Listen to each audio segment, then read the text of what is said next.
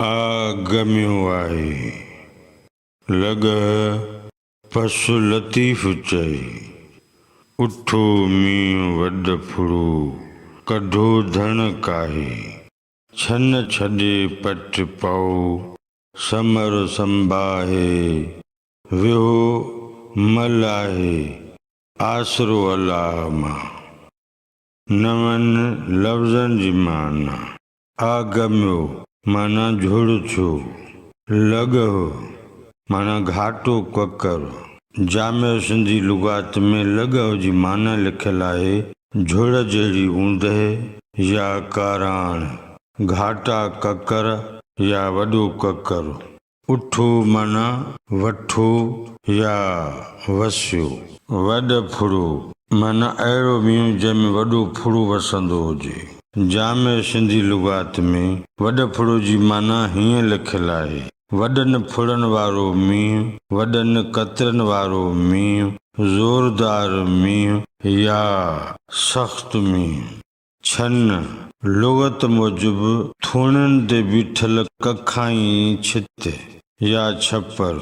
या हेठाई ज़मीन जिते पाणी गॾु थिए या सुकण बाद उन हंधि गाह ॿूड़ा वग़ैरह पैदा थियनि तांगो तलाउ या सिम वग़ैरह जे पाणीअ वारो हेठां हंधि पट पओ ही अमिरी फ़िकिरो आहे जंहिंजी माना आहे मथाईअ ते अचो समर माना खाधो या सामान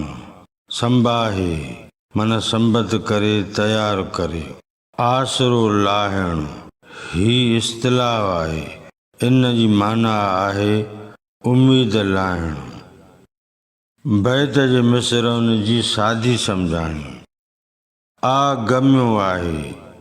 लॻ पसु लतीफ़ चए लतीफ़ चए थो त झुड़ थियो आहे कारा ककर त ॾिसो उठो मींहुं वॾ फुड़ो कढो धण काहे ॾाढो मींहुं वठो आहे धण ॿाहिरि काहे हलो छन छॾे पट पओ समर संभाहे हेठायूं छॾे मथनि पटनि ते हलो ऐं सामान बि साण खणी हलो विहो मल आहे आसरो अलाह मां अलाह साईं जी रहमत मां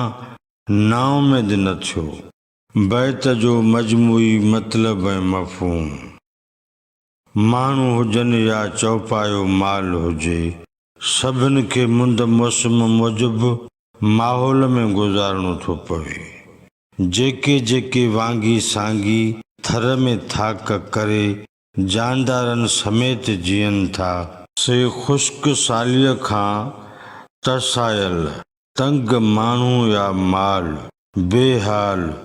बरसात लाइ बादलनि जे बरसण वसण लाइ वस था कनि पर ककर कोन था अचनि बिना गाह हर चरा गाह राह रुगी रुञ ई रुञ हूंदी आहे जॾहिं बाझींदड़ जी बाझ सां